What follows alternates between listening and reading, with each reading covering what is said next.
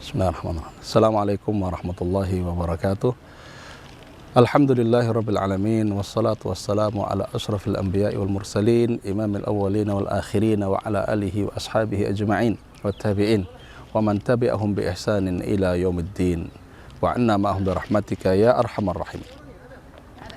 Saudara-saudara sekalian, kaum muslimin dan muslimat, pemirsa TV Al-Um dimanapun berada, alhamdulillah, dalam sebuah riwayat, dalam sebuah hadis, Nabi Shallallahu Alaihi Wasallam menyampaikan kabar gembira, menyampaikan sebuah janji dan sebuah keterangan tentang manzilah, tentang kedudukan tinggi di sisi Allah Ta'ala bagi kelompok-kelompok orang yang memenuhi atau yang memiliki kriteria sebagai berikut.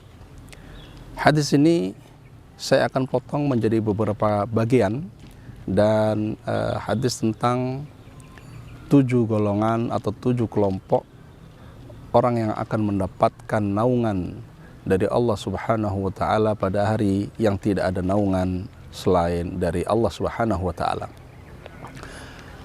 Yaqul an-nabiy sallallahu alaihi wasallam sab'atun yudhilluhumullahu fi dhillihi yawma la dhilla illa dhilluhu. 7 kelompok yang akan mendapatkan naungan dari Allah Ta'ala di hari tidak ada naungan selain naungan Allah Ta'ala. Di antara 7 kelompok itu disebutkan warajulun qalbuhu mu'allakun bil masajid.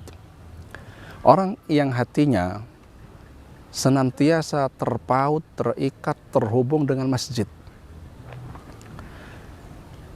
Saudara-saudara sekalian, perlu kita gali lebih lanjut atau pahami lebih lanjut tentang manzilah atau kedudukan yang dimiliki orang ini.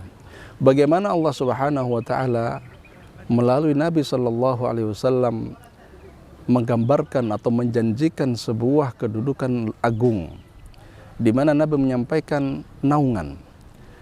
Kita bisa bayangkan saat ini saya tengah berada di luaran, ya, di ruang terbuka.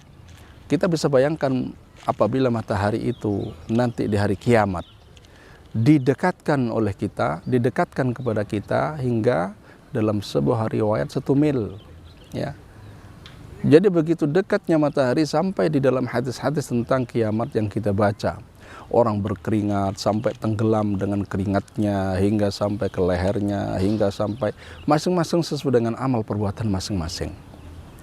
Artinya ketika dalam suasana seperti ini yang normal, bahkan di alam terbuka yang indah seperti ini, ketika matahari langsung memapar diri kita, kita merasa panas, kita merasa gerah.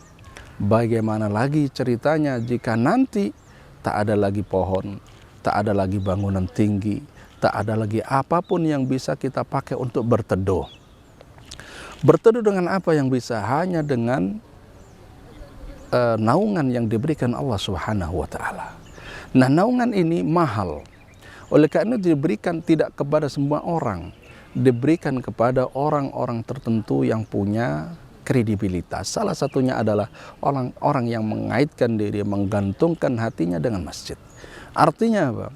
Dalam kesehariannya selalu rindu dengan masjid. Hatinya ingin selalu tertambat di masjid. Untuk apa? Tidurkah? Untuk rehatkah? Tidak. Untuk ibadah, taqarrub kepada Allah Ta'ala. Untuk sholat.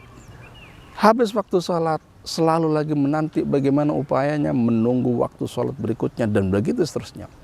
Jika tidak, bagaimana dengan misalkan yang punya pekerjaan? Maka tentu habis melaksanakan sholat, kita harus kembali kepada pekerjaan. Akan tetapi namanya hati tidak ada batasan.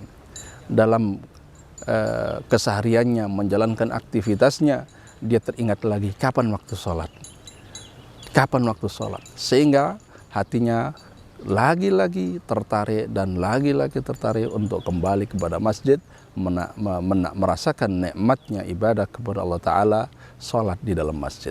Nah, ma'asyiral muslimin, saudara-saudara sekalian, maka di sini perlu kita cermati betul, kita memohon kepada Allah Subhanahu wa Ta'ala agar menjadi manusia yang terbiasa dengan menghadiri masjid, khususnya bagi yang laki-laki ini, untuk taqarrub kepada Allah Ta'ala, untuk taat dan ibadah yang lainnya. Mudah-mudahan Allah Subhanahu wa Ta'ala memberikan taufik kepada kita.